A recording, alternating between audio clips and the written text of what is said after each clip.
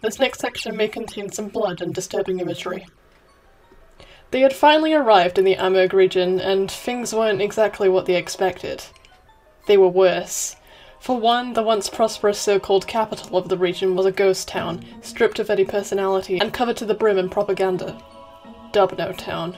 And to top it all off, the region itself was covered in some kind of literal darkness, as if the day would never show. It was miserable. Philip, could you light the way? Who are those people? Do they have clearance? What Pokemon is that? Where did they come from? As the trio reached the base of the castle, Basil spoke up. We made it. Do you want me to scout out the area for guards, Trent? Yeah, that would be appreciated. I'll be the one dealing with Blake. So Salem, could you split up and do the same? Oh, okay. Basil would stare at Trent for a moment, analysing his face in detail. A smile would be placed upon it, but Basil couldn't shake the feeling that something was off about Trent. He seemed almost too relaxed. Of course. Salem, I think you should take Vanillas with you. I'll go ahead. Huh? Okay. No problem, Basil. Leave it to me. A few minutes would pass, and Basil could no longer hear the others as he roamed the halls on his own. He had felt on edge ever since he had entered the capital, and even more so now that he didn't have Vanillas at his side. Halt, intruders! We will not allow you to see King Blake without a permit! Luna, help me out here!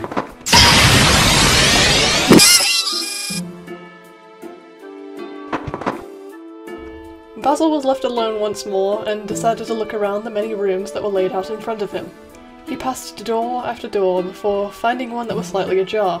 He stood in front of a dining room.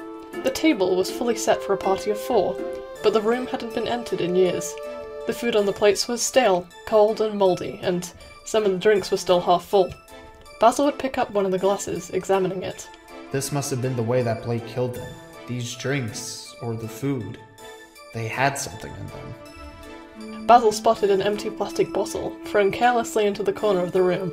The design seemed familiar to him, the yellow striped label bringing a certain Pokemon to mind. Poor plastic. Of course.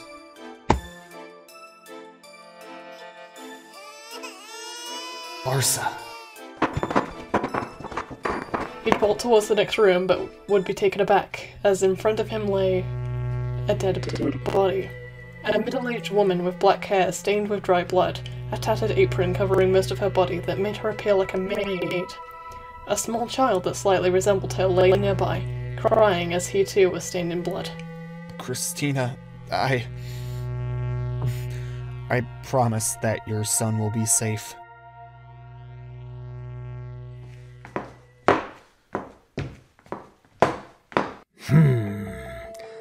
You must be the intruder those guards were yelling about.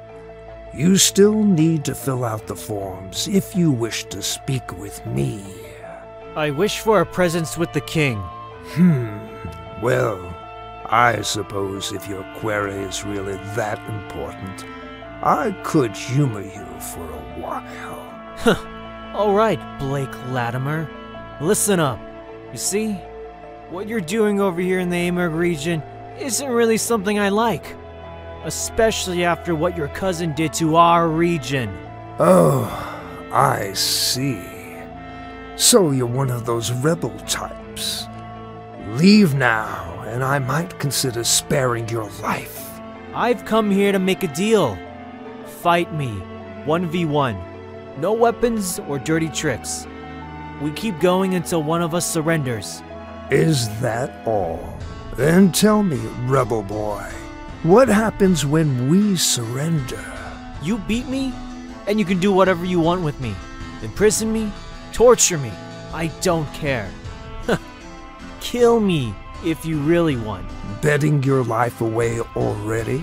Cocky, aren't you? Alright, then what happens if, by some fluke, I lose? You wouldn't want to find out. All right, rebel boy. You're on. Is that all you've got? I thought a simpleton like you would at least know how to fight before challenging me. See? I'd suggest you surrender now before you end up embarrassing yourself more, rebel boy.